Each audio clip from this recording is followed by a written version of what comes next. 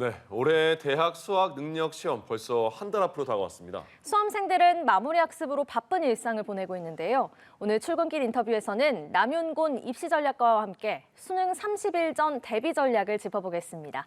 현장에 뉴스캐스터 나가 있습니다. 이민재 캐스터.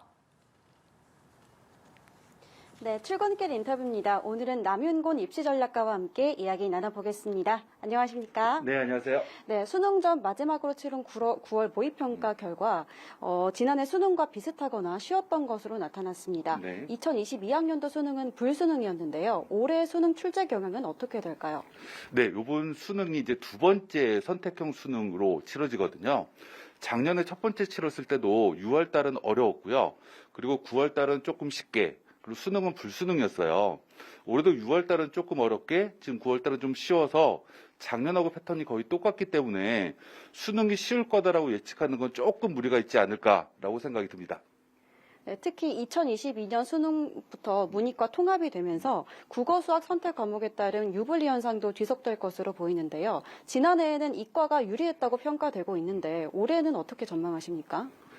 올해도 이제 자연계 친구들이 조금 더 늘었거든요. 근데 최근의 경향을 보면 자연계 쪽의 선택자들이 성적이 조금 높은 편이에요. 그러다 보니까 이제 선택형 수능에서도 자연계 친구들 성적이 좀 높게 나올 거고요.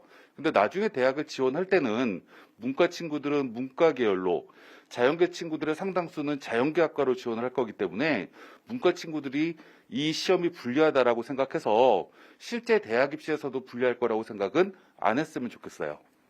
네, 수능은 사실상 벼락치기가 불가능한 시험이긴 한데요. 그래도 100% 실력 발휘를 위해서 학습 준비를 어떻게 해야 하는지, 그리고 마지막으로 과목별 정리 방법이 있다면 말씀해 주시죠. 우리가 수능을 준비를 할 때 100% 모든 걸 다 준비해야 되는 친구들이 있어요. 우리가 최상위권 친구들이라고 하죠. 근데 나머지 친구들은 예를 들면 국어 같은 경우는 문학이라든지 선택 과목인 언어와 매체, 화법과 작문은 정답률이 50%가 안 되는 문제가 두세 문제밖에 되지 않아요. 반면에 비문학이 어렵게 나오거든요. 그 문학이나 언어와 매체만 다 맞더라도 70% 이상의 성적을 올릴 수가 있고 비문학에서도 일부 과목만 하면 돼요. 그러면 점수가 원하는 만큼 나올 수 있고요. 수학도 수투는 굉장히 어렵게 나오고 선택이라든지 그리고 수어는 상대적으로 조금 쉽게 나오거든요. 그러니까 본인이 잘할 수 있는 걸 완벽하게 맞추는 게 우선적인 거고요. 내가 조금 과요불급이라고 생각해서 부족한 부분을 모두 다 채워야 되는데 이런 생각은 안 했으면 좋겠어요. 네, 수능이 딱 한 달 정도 남았습니다. 이렇게 한 달 정도 남은 시점에서 가장 중요한 건 컨디션 관리일 텐데요. 컨디션 관리는 어떻게 하는 게 좋을까요? 이제 최근에 보면 좀 우려되는 것 중에 하나가 코로나가 끝나지 않았는데 독감도 또 유행을 한다고 해요. 이 11월 달 수능에 볼 때는 환절기가 또 해당되기 때문에 첫 번째는 호흡기 질환을 가장 유의해야 될 것 같고요. 두 번째 이제 수능은 당일 하루에 시험을 보는 거기 때문에 이 당일 컨디션이 무엇보다 중요하겠죠.